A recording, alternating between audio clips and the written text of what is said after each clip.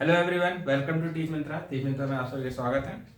जैसे कि हम लोग पढ़ रहे थे कि डाइवर्सिटी इन लिविंग ऑर्गेनिज्म, ठीक है, उसमें हम लोगों ने काफ़ी हद तक पढ़ चुके हैं। और हम लोगों ने जब पिछली क्लास थी उसमें हम लोगों ने पढ़ा था, आपको पौधे का वर्गीकरण पढ़ाया था और एनिमल का क्लासेस पढ़ा रहे थे, ठीक है। उसमें हम लोगों ने पौधे में क्या क्या पढ़ा था। हम लोगों ने पौधे में Thallophyta, bryophyta, Pteridophyta, angiosperm, gymnosperm ये सब पढ़ चुके थे।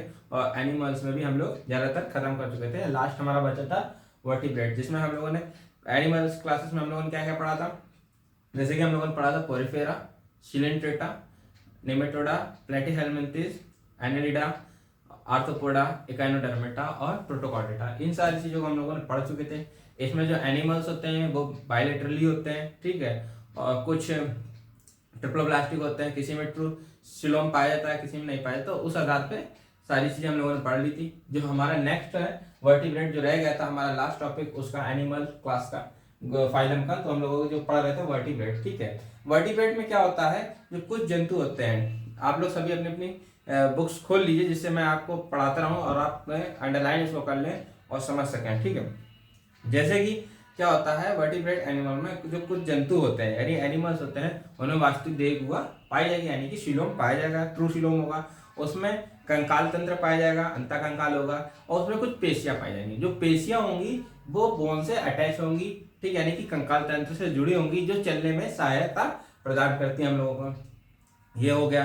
दूसरी चीज इसमें क्या होता है, इसमें जैसे कि हम पीछे पढ़ के आ रहे हैं, कुछ एनिमल्स में दो पार्ट यानी कि बायलेटरली होते हैं, ट्रिप्लोब्लास्टिक होते हैं, सिलोम, ट्रू सिलोम पाए, ठीक है। इसमें भी वही चीज है, इसमें भी ट्रिप्लोब्लास्टिक है, ठीक है, बाइसिमेट्रिकल है, और आपका सिलोम, ट्रू सिलोम पाया जाएगा। फिर उसके बाद हम लोग क्या पढ़ते हैं, इसमें जो ऊतक होते हैं, यानी कि हमारे शरीर के इंटरनल पार्ट्स जो होंगे वो भी ऊतक के यानी जटिल ऊतक के बने होंगे। फिर उसके बाद इसमें जो पार्ट्स ही आप नोटोकॉर्ड, यानी कि वर्टिब्रेट, और जो हमारे पीछे के जितने फाइलम थे उनमें डिफरेंस कैसे करेंगे। जो हमारे डिफरेंस करने के लिए है, जैसे कि आपने बुक उठा लीजिए, उसमें लिखा भी होगा, जैसे कि मैं पढ़ के आपको बता दे रहा हूँ। नोटोकॉर्ड, एक उसमें नोटोकॉर्ड पाई जाएगी, ठीक है, जैसे कि यहाँ पर नोटोकॉर्ड, ठीक है, नोटोकॉर्ड पाई जाती है, जिससे हम लोग वर्टिब्रेट में और बाकी अदर एनिमल्स में डिफरेंस कर सकेंगे। दूसरा इसमें क्या पाया जाएगा, मेरुरज्जु, ठीक है, मीन्स वही क्या कहते हैं, इसमें कशेरुका दंड पाई जाएगी। तीसरा त्रिकोरक,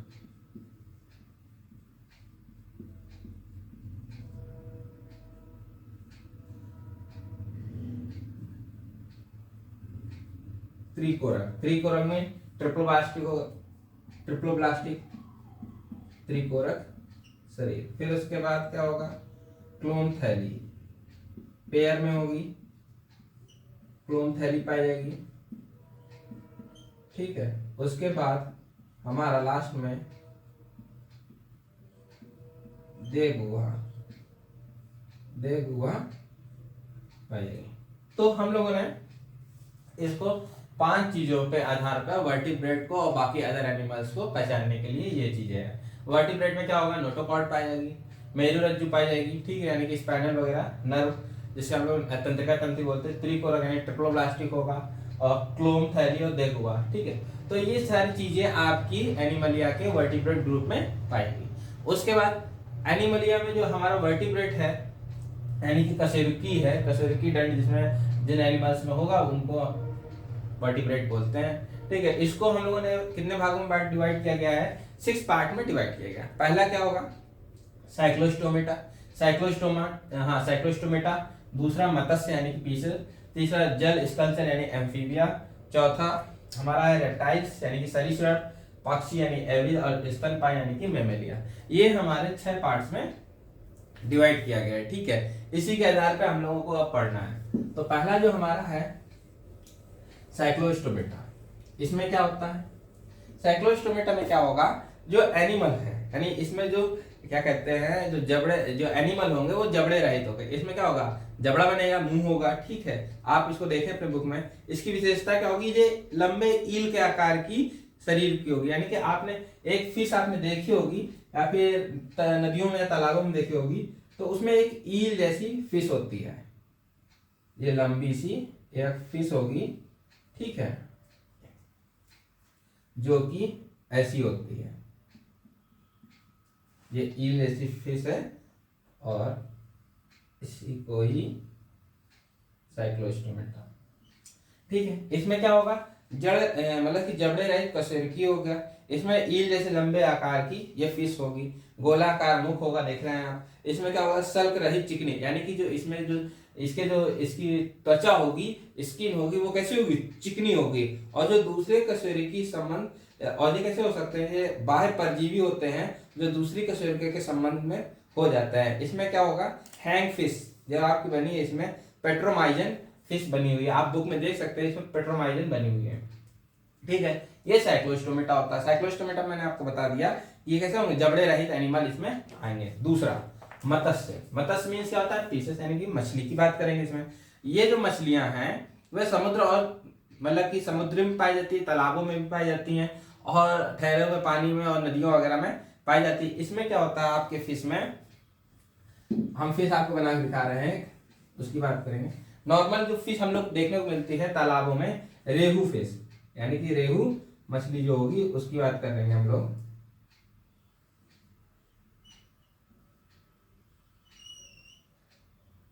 इसकी एक तरीके से रेहू मछली बना रहे हैं।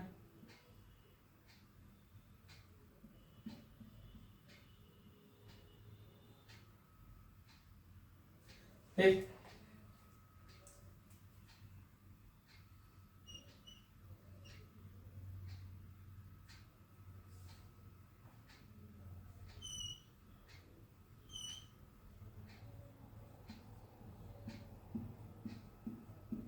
ये हमारी क्या है, रेहू फिश है। जैसे कि हम बात कर रहे हैं कि फिश की, फिश हमारी 3-4 जगह पर मिलती है। समुद्री फिश भी होती है, तालाब में भी पाई जाती है, नदियों में भी पाई जाती है, ठहरे हुए पानी में सब जगह पाई जाएगी। फिश की बात कर रहे हैं। फिश पे क्या होगा, गिल्स पाए जाते हैं। क्या पाए जाते हैं, गिल्स, यानी कि हिंदी में बात करें क्लोम, और इंग्लिश में गिल्स बोलते हैं। ठीक है, इसमें क्या होता है, सल्क यानी स्केल्स, यानी कि हमारे क्या है, स्केल्स हो गए।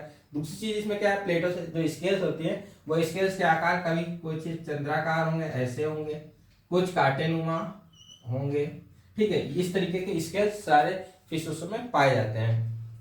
इसमें पूंछ जो होती है, ये अपने पूंछ की सहायता से नदियों और तालाबों में तैर सकती है। ठीक, इनका शरीर जो होता है वो धारी रेखी होता है, यानी कि बीच में ये धारी टाइप की बनी होती है।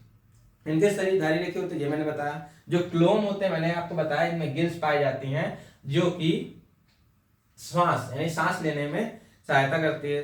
ठीक है, ऑक्सीजन, जो जल में ऑक्सीजन होती है उसको लेने में। और ये असमतापी होते हैं, मतलब कि कोई इनमें कोई टेम्परेचर का कोई प्रभाव होता है, असमतापी है। तथा इनका हृदय जो होता है, यानी कि हार्ट की बात करें, हम लोगों का हार्ट कितने चैम्बर का होता है, 4 चैम्बर का, लेकिन इनका जो हार्ट होता है वो 2 चैम्बर का होता है, यानी कि 2 उसमें 4 चैम्बर, इसमें 2 चैम्बर का पाया जाता है। ठीक है, ये अंडे देते हो, ये अंडे देते हैं अपने। ठीक है, फिर उसके बाद कुछ मछलियां केवल कंकाल उपास्थि का बना होता है, और कुछ में कंकाल पाए जाते हैं, यानी कि सीधी सी बात है, कुछ मछलियों में कांटे पाए जाएंगे और कुछ मछलियों में कांटे नहीं पाए जाते हैं। ज्यादातर हम लोग देखते हैं समुद्रियों में, जो समुद्री मछली होती है उसमें बहुत ही कम में क्या होता है कि कांटे रहित होते हैं, यानी कि उपास्थि होते हैं, कार्टिलेज की बनी होती है। बाकी कुछ मछलियां होती हैं जिनमें कि कांटे वगैरह पाए जाते हैं, यानी कि बोन्स हल्की होती हैं। जैसे कि आप बुक में देख सकते हैं, जैसे कि इसमें दिया है टर्पिडो। टर्पिडो आपको देख रहे हो, जब भी आप कहीं देखेंगे टर्पिडो, उसमें बोन्स नहीं होती है। ठीक है, फिर उसके बाद लिखा है स्टिंगरे, ये भी है। उसके बाद डॉग फिश, इसमें भी कार्टिलेज की बनी होती है। और जैसे अगर उसकी बात करें देसी वाले में, जिसमें कांटे ज्यादा पाए जाते हैं, रेहू है। ठीक है, फिर उड़न मछली है। फिर उसके बाद एनाबॉस, ये मछलियां आपको देखने को मिलती हैं। फिर उसके बाद हम लोग किसकी बात करते हैं, एम्फीबियंस की बात करते हैं। एम्फीबियन यानी कि जल और स्थलचर। इसमें क्या होगा, इसमें कुछ मत्स्य से भिन्न होते हैं, थोड़ा सा अंतर होता है। जैसे कि हमने इसमें क्या कर, ये पानी में पाएगा, इसमें जबड़े, मतलब कि जबड़े होंगे वो चौड़े होंगे। मत्स्य यानी कि मछली की बात कर रहे हैं हम लोग, मछली की पानी में भी पाई जाती है। अब यहाँ पे आता है जल और स्थलचर, साफ साफ लिखा है जल और स्थलचर, यानी कि एम्फीबिया। एम्फीबिया मीन्स होता है जो जल में भी रहे और थल में भी रहे। जल और थल में कौन रहता है, ज्यादातर आप लोगों ने देखा होगा, बचपन से देखते आ रहे होंगे, मेढक, जो पानी में भी रहता है और पानी के बाहर भी रहता है। ठीक है, इनकी बात करते हैं। और क्या कहते हैं ज्यादातर मेढक ही पाए जाते हैं। ठीक है, तो हम लोग इसकी बात करते हैं, इनमें सल्क नहीं पाई जाती, यानी कि स्केल्स मछलियों में तो पाई जाएगी लेकिन जो मेढक होगा उसमें नहीं पाई जाएगी। उसमें क्या होगा, स्किन होगी, चिकनी स्किन, यानी कि त्वचा जो होगी वो चिकनी होगी। इसमें हम लोगों ने हार्ट पढ़ा, इसमें द्विकक्षी होता है और इसमें त्रिकक्षी यानी कि 3 चैम्बर होंगे। ठीक है, इसमें भी गिल्स पाए जाएंगे, इसमें भी गिल्स, यानी कि मत्स्य में भी, मछली में भी गिल्स पाए जाते हैं और एम्फीबिया में भी यानी कि मेढक में भी गिल्स पाए जाएंगे। ठीक है, इनमें बाह्य कंकाल नहीं होता है, इसमें बाह्य कंकाल तो नहीं होगा लेकिन वृक्क पाएंगे यानी कि किडनी होगी। ठीक है, श्वसन क्लोम तथा फेफड़े द्वारा होता है, यानी कि जो इसमें रिस्पायरेशन होता है, सांस लेते हैं हम लोग, वो फेफड़ों के द्वारा होता है। ये अंडे वाले जंतु यानी कि ये अंडे देते हैं और ये जंतु जल और स्थल दोनों पर रहेंगे, यानी कि जो अपने जो बच्चे अंडे देंगे वो कहाँ पे देंगे, या तो जल में देंगे या तो फिर जल के बाहर यानी कि जमीन पर देंगे। ठीक है, इसमें मैंने आपको बताया मेढक और सैलामेंडर, ये मेढक आते हैं। ठीक है, उसके बाद सैलामेंडर यानी छिपकली होती है एक तरीके की, वो आते हैं। फिर उसके बाद तो इसमें ये 3 पढ़ चुके हैं क्लासेस। अब उसकी बात करते हैं रेप्टाइल्स। रेप्टाइल्स मींस क्या होता है, सरीसृप, जो रेंग के चलने वाले हैं। आप लोग बुक में देख सकते हैं जो कि सरीसृप है वो असंतापी जंतु होते हैं। ठीक है, इनका शरीर जो होता है सल्को यानी कि स्केल्स के द्वारा ढका होता है। आप लोग देखे होंगे कि जो हमारे सांप यानी स्नैक्स होते हैं उनकी स्किन निकलती है, जब स्किन निकलती तो वो ऐसे होते हैं, उसकी स्किन ये स्केल टाइप के। ठीक है, आप उसका माउथ देखेंगे स्नैक का, ये स्नैक है एक तरीके से। ठीक, ये स्नैक है, ये माउथ है, यानी कि ये नोज, नोस्ट्रल और इस तरीके से ये पूरा शरीर स्केल से, जैसे ये इसकी स्केल को तो निकाल सकते हम लोग देख सकते, लेकिन इसके स्केल स्किन पे होंगे, ये अलग बहुत कम दिखाई गए।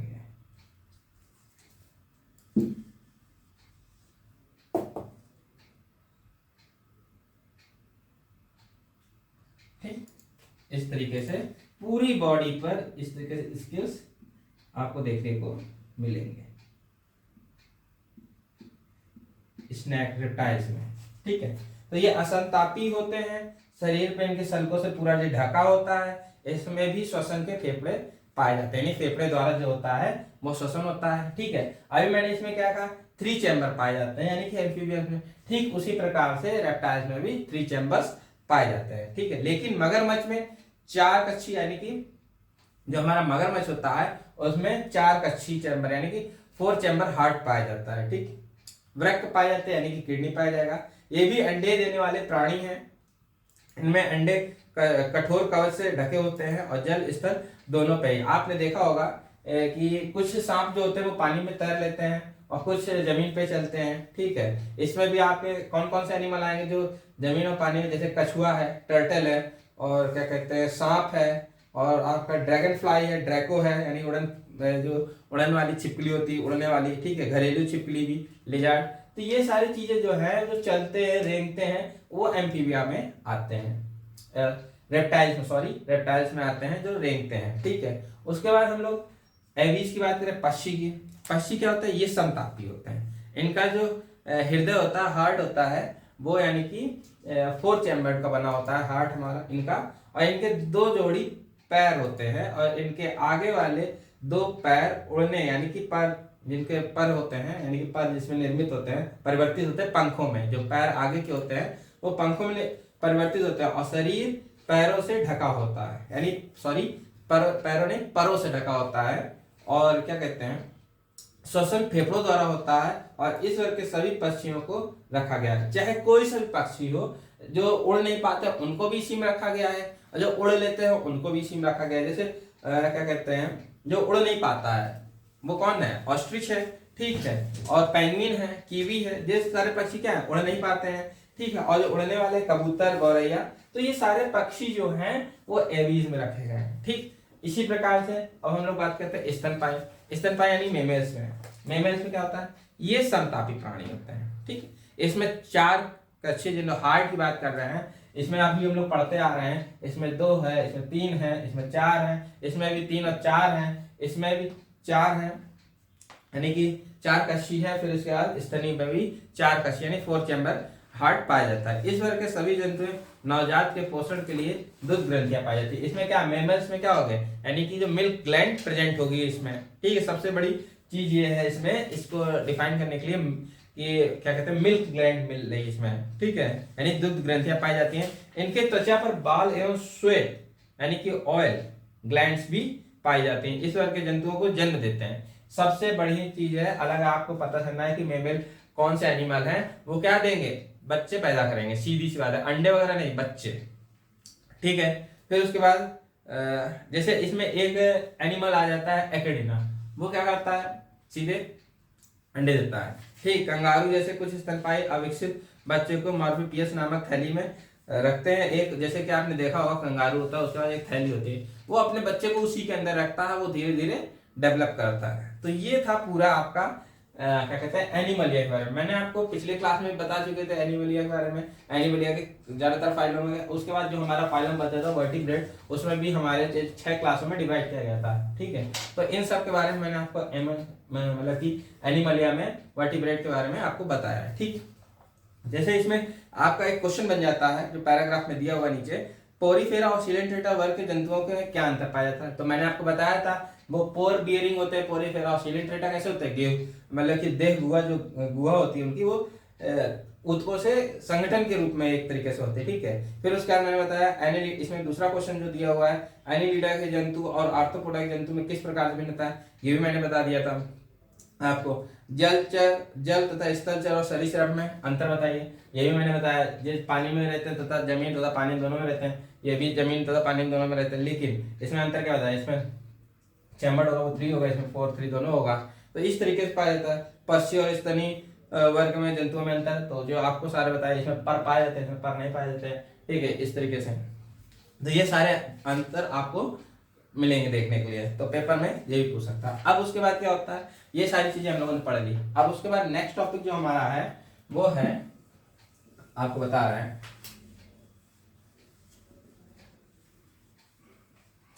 इसमें दिया है नाम पद्धति, ठीक है। तो अब हम लोग पढ़ेंगे नाम पद्धति। नाम पद्धति किसने दी है, इसकी बात कर लेते हैं।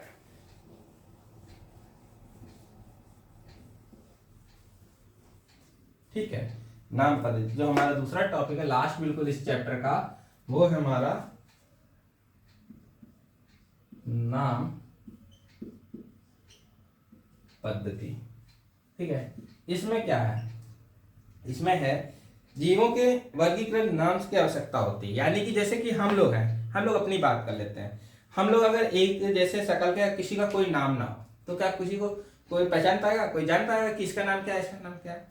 सब लोग एक ही, जैसे सबका नाम घर में रख दिया जाए राम, तो सबका नाम क्या है, राम हो जाएगा, नहीं। तो इसी तरीके से सबको अलग अलग नाम को रखा गया है, और सबके घरों में भी हम लोग अपने नाम कर रहे हैं, तो किसी का नाम राम, किसी का नाम श्याम, इस तरीके से रखा गया है। तो इसी तरीके से जानवरों में भी नाम पद्धति के आधार पर सबको नाम दिया गया, जैसे कि रेप्टाइल्स, एविस, इस तरह मैमेलिया, इन तरीके से नाम सबको दिया गया। जैसे कि चीता, मोर, कमल, चींटी, आलू, सबके नाम दिए गए। वरना क्या कहते हैं, आलू है, सब्जी सब्जी है, उसमें लौकी नाम ना देते, कहते सब आलू आलू है, नहीं, ऐसा नहीं, सबको अलग अलग नाम दिया गया है। इसी तरीके से क्या कहते हैं, सबकी लैंग्वेजें अलग अलग होती है। हम लोगों ने देखा है कि चीन की लैंग्वेज अलग है, इंडिया की लैंग्वेज अलग है, और यूएसए वगैरह सबकी अलग अलग लैंग्वेजें होती हैं। तो इसलिए साइंटिस्टों ने क्या सोचा कि सबको एक ही नाम, मतलब कि एक ही नाम दिया जाए जो हर सभी लोग पढ़ सके उसको, एक ही नाम के आधार पे, ठीक है। तो इसमें आपकी बुक में दिया हुआ है कि इसीलिए जब कोई एक भाषा में जीव की बात कर रहा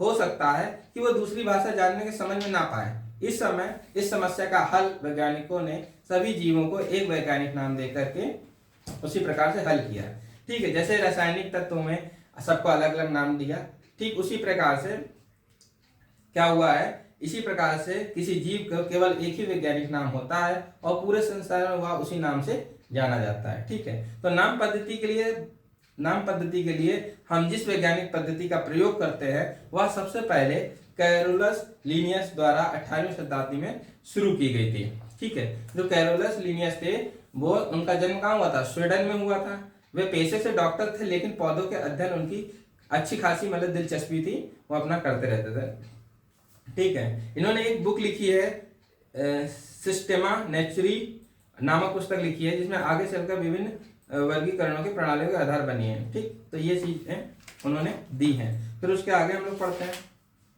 इसमें क्या हुआ है, जो आप देख रहे हैं पीछे एक ग्राफ बना हुआ है, जो कि मैंने आपको पढ़ा दिया है। कोशिकीय स्तर पर संरचना, ऊतक के स्तर पर संरचना, वो मैं आपको पीछे पढ़ाते हुए आ रहा हूँ। नाम पद्धति, फिर उसके बाद हम लोग नीचे देखते हैं, नाम पद्धति प्रणाली जीवों की किसी एक दूसरे में पाई जाने वाली समानता और असमानता पर निर्भर करती है। ठीक है, हालांकि नाम पद्धति में हम जीव के वर्गीकरण के सभी पदानुक्रम को ध्यान में नहीं रखते हैं, बल्कि केवल जीनस और स्पेसीज का ही ध्यान रखते हैं। जैसे अब हम लोगों के नाम तो बहुत सारे हैं, और हम नाम के जैसे बहुत से लोग दुनिया में हैं। ठीक है, या फिर मोहल्ले में, अब जैसे मेरा नाम राहुल है, तो बहुत से लोग राहुल नाम के मेरे मोहल्ले में होंगे, बट लेकिन हम लोग सर नाम सबका अलग अलग होता है। ठीक है, सर नाम मतलब कि कोई क्या हुआ, शर्मा है, कोई वर्मा है, कोई शुक्ला है, इस तरीके से सबके नाम अलग अलग। तो इसी तरीके से यहाँ पर भी इन्होंने बात की है, बल्कि केवल जीनस और स्पेसीज का ही ध्यान रखा जाता है। ठीक है, जैसे जीनस का नाम अंग्रेजी अक्षर में बड़ा होगा। ठीक है, जैसे हम ही लोग अपना नाम लिखते हैं श्याम, राम, तो उसका पहला अक्षर कैपिटल लेटर में लिखते हैं, बाकी सब स्मॉल लेटर में लिखते चले जाते हैं। और प्रजाति स्पेसीज में क्या होता है, प्रजाति नाम छोटे अक्षरों से शुरू होना चाहिए। छपे हुए रूप में वैज्ञानिक नाम इटैलिक में लिखे जाते हैं, यानी कि इटैलिक में हल्का सा तिरछा, जैसे कि ये हल्का सा तिरछा होगा, बाकी कुछ नहीं होगा। ठीक है, जब इन्हें हाथ से लिखा जाता है तो जीनस और स्पेसीज दोनों अलग अलग रेखांकित किया जाता है। जब भी कोई स्पेसीज किया जाएगा तो उसके नीचे अंडरलाइन करेंगे हम लोग। तो यही इतना था, ये आपका चैप्टर पूरा फिनिश होता है। ठीक है, तो इतना सारा हम लोगों ने विभिन्नता के बारे में पढ़ा और पूरा देखा। ठीक है, उसी तरीके से आपका जो क्वेश्चन आंसर है पैराग्राफ के मैंने भी वो डिस्कस किए हैं, और जो नहीं हुए हैं वो भी मैं आपको बताऊंगा। ठीक, तो इस तरीके से आपका जो डाइवर्सिटी इन लिविंग ऑर्गेनिज्म है चैप्टर है, वो पूरा फिनिश होता है। जहां पर आपको कुछ समझ में ना आया हो वो आप हमसे पूछ सकते हैं, कमेंट करिए यूट्यूब के कमेंट बॉक्स में जाके। ठीक है, इस तरीके से आप कमेंट करते रहिए और पूछिए, और ज़्यादा से ज़्यादा शेयर करिए, लाइक करिए। तो ये आपका चैप्टर खत्म होता है। जब हम नेक्स्ट क्लास में जो हमारी दूसरी क्लास होगी, नेक्स्ट क्लास आगे, तो उसमें हम लोग क्या पढ़ेंगे, जो जब पढ़ेंगे तो उसमें शायद हम बीमार क्यों होते हैं वो हमारा चैप्टर होगा। ठीक है, तब तक के लिए आप इसको लाइक करें, शेयर करें। तब तक के लिए बाय।